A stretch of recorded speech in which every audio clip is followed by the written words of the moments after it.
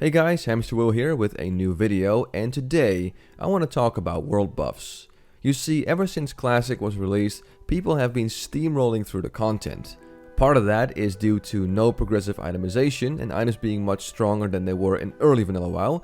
The more obvious reasons, like better internet, the tactics being out, people are generally more skilled, but also due to world buffs.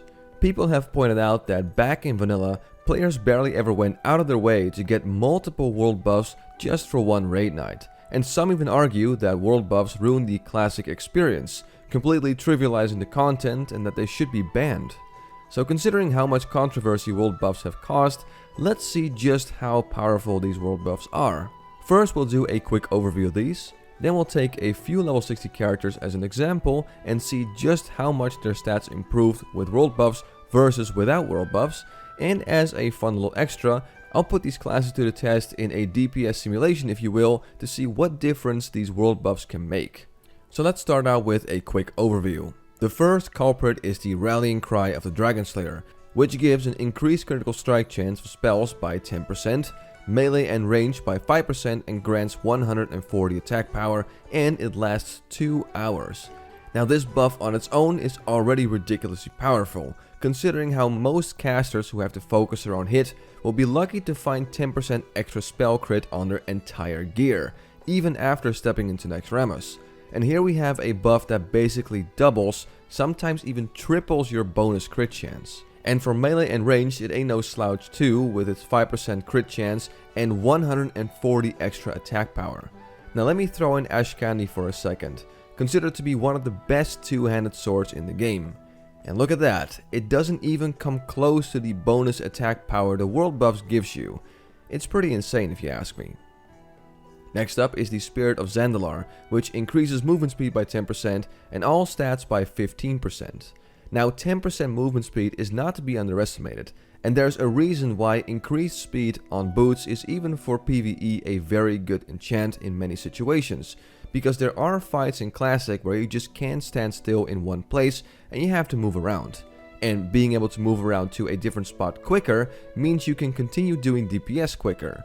Also, 10% movement speed is pretty nice for a raid trying to get a speed run on a raid, not to mention the big increase in base stats, which offer melees a lot more DPS, healers and casters a lot more mana and regeneration, and tanks a lot more health. Another cool thing is that this persists through death, like your Flask of Supreme Power for instance. Then next up we have the Songflower Serenade, which offers 5% extra melee, ranged and spell crit chance, and all attributes by 15 for 1 hour. And this one's pretty easy to get, relatively speaking, as all you need to do is get a corrupted Songflower, some salve, and there you go. You got the buff. And last but not least are the Dire Maul North buffs. They are Fengus Ferocity, which gives you 200 attack power, Slipkick Savvy, which gives 3% spell crit chance, and Moldar's Moxie, which increases your overall stamina by 15%. Now if you combine all these together, you can see just how much of a drastic increase this is. And let's see what that means for a couple of random characters I made. First up, a run-of-the-mill hunter with full tier 1, the Chromagus crossbow, and some other goodies. Without world buffs, this ready-to-raid hunter with some consumables has 70 strength, 415 agility, 302 stamina, 157 intellect, 165 spirit, 6% extra crit chance, 7% extra hit chance, 1284 range attack power, and it does 520 to 586 damage per shot.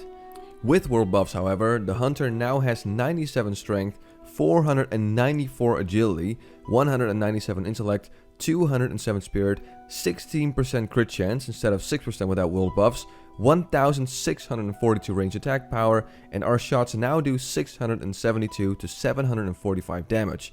And with those world buffs, you can see we got an absolute ton of extra stats, crit chance, and overall more damage. Please keep in mind that this hunter is buffed with Elixir of the Mongoose and some agility food.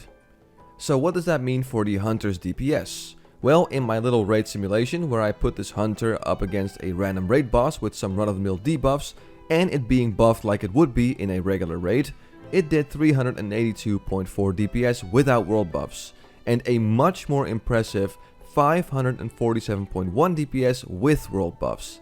That's an increase of 43.07%, so close to half as much damage just from one character. Let's see how these world buffs affect other characters, shall we? So here we have your average rating Warlock with full Bloodvine, Mage Blade, the Trinket from ZG, Neltharion's Tear from Nefarian, and a bunch of other items. Without world buffs, it has 56 strength, 60 agility, 287 stamina, 294 intellect, 190 spirit, 4% extra crit chance, 10% extra hit chance, and 698 spell damage. This of course with a Flask of Supreme Power, Wizard Oil, Greater Arcane Elixir, and a Shadow Power Elixir. However, with world buffs, this Warlock now has 81 strength, 86 agility, 403 stamina, 355 intellect, 234 spirit, and get this, 22% crit chance, and no changes in hit chance and spell damage. But would you look at the crit chance difference? We now have 5.5 times more crit than we used to have, which is absolutely huge, especially for a Warlock that ideally wants to keep up that improved Shadow Bolt buff on the target. Also, a big increase in stamina with over 1k health for our Warlock is also a very welcome sight. So what does that mean for a Warlock's DPS? Well, in my own simulation, I first did 568.6 DPS without world buffs and a whopping 795.9 DPS with world buffs. One thing to keep in mind though is that because I'm doing this on my own, I perma-stunned the target, so threat isn't an issue, and if this was an actual raid, I probably would have had to stop a few times to drop aggro. But overall, you can see just how drastic our DPS has increased as we increase it by an impressive 39.98%. Not too shabby if you ask me. Up next is another clothy caster, the Mage. Like the Warlock, it's also rocking the Bloodvine set, the Mage Blade, the ZG Offhand, the ZG Trinket, and a bunch of other epics. Without world buffs, this Mage has 41 strength, 45 agility, 199 stamina, 323 intellect, 196 spirit, 7% extra crit chance, 11% extra hit chance, and 689 spell damage. That is with a Flask of Supreme Power, a Greater Arcane Elixir, Wizard Oil, and an Elixir of Firepower. However, with world buffs, this Mage has 64 strength, 69 agility, 283 stamina, 388 intellect, 242 spirit, 25 extra crit chance, and hit chance and spell damage are unchanged. So like the Warlock, a massive boost in crit chance, which for all the mages out there that now rock and fire is a very welcoming sight. So for the Mage, I couldn't test it on Ebon Rock, so I decided to spawn an AQ raid boss since that also matches the fire spec a little more, and well, this one isn't immune to fire. So without world buffs, I did an already impressive 677.5 DPS. But with world buffs, we reached a massive 904.2 DPS, due to some very nasty ignite ticks. Now like the Warlock, threat wasn't an issue in this simulation, and in a real environment I would have probably had to chill and drop aggro a few times. And I am just one mage instead of multiple mages in one group juggling that ignite tick, so just keep that in mind. Despite that though, I think it is quite evident that mages also get a giant boost in DPS from those world buffs. Now I wanted to have a little bit of everything in this test, so let's move on to a melee class, the Rogue. This Rogue has full tier 2, the Sword from Cremagus, Maladath in its offhand, Drakefang Talisman, and some other epics. And without world buffs, the Rogue has 302 strength, 452 agility, 327 stamina, 75 intellect, 102 spirit, 4% extra crit chance, 10% extra hit chance, 1306 attack power, and our damage is 348 to 441. This is with an Elixir of the Mongoose, the Badlands buff, and Juju Might.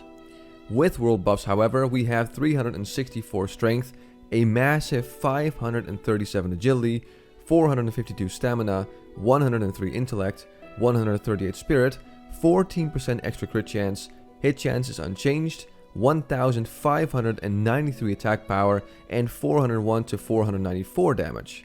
So with those buffs, we got a ton of extra strength, agility, a lot of stamina, and a massive 10% crit chance to all melee hits. So what does that mean for our DPS? Well, unfortunately the Rogue isn't a class that I have a ton of experience with, so a seasoned Rogue in this simulation could probably do a better job. But I tried my best to execute the rotation as best as I could, and without world buffs I did 511.1 DPS. Also note that I had Poison on my offhand and the Wind Fury buff on my main hand for a more realistic scenario. With world buffs I did a much more impressive 720.5 DPS, though like I said, I have no doubt a seasoned vet could put those numbers to shame. Still though, in this case I managed to increase my DPS with 40.97% just by adding those world buffs. And well, if I say I want a little bit of everything, I mean it. So last but not least, let's throw in a meme spec for fun and giggles. This balanced Druid is rocking full Bloodvine, the Nefarian Mace, the Nefarian Headpiece, and some other nice epics. Without world buffs, it has 82 Strength, 67 Agility, 223 Stamina, 293 Intellect, 187 Spirit, 7% extra crit chance, 11% extra hit chance, and 668 spell damage. This is with a Flask of Supreme Power, Wizard Oil, and a Greater Arcane Elixir. With world buffs, however, this Boomy now has 111 Strength, 94 Agility, 314 Stamina, 354 Intellect, 232 Spirit, 25% extra crit chance, and hit chance and spell damage are unchanged. But would you look at that 25% extra crit chance? And considering how Boomies benefit a lot from doing critical strike due to nature's grace, having a theoretical chance of getting one critical strike every 4 spells is nothing to laugh about. So, can the Boomy actually do some decent DPS? Well, without world buffs I did a decently steady 448.2 DPS. And with world buffs, that increased to a pretty nice 570.7 DPS. Also note that when I was doing these, I did have to pop a mana pot in every DPS test. Oh yeah, those Moonkins are quite thirsty. Anyway, for the Boomy we also saw a good jump in DPS with a 27.33% DPS increase. Not as massive as the Mage or Warlock, but still a considerable upgrade. And well, there you have it folks, a little in-depth look at just how much world buffs improve your damage and why people might have a point in saying that it totally trivializes content. I mean, because of these world buffs, and of course a few other factors like let's say sapper charges and whatnot, bosses die so fast that fights are over before you know it. Hell, I saw live streams of people where people didn't even need to use mana gems, life tap or mana potions anymore because the boss would be dead before their mana would even start to run out. It's that damn crazy. And well, I'm personally glad that world buffs will be a thing of the past in classic TBC. And that's all for now folks. What are your thoughts about world buffs, and do they have too big of an effect on classic that they should possibly be limited, banned, or should players make rules for themselves to not use world buffs in order to bring back some challenge again? Let me know in the comment section below. As always, I want to thank you for watching this video. I'm Hamsterwheel and have a good one.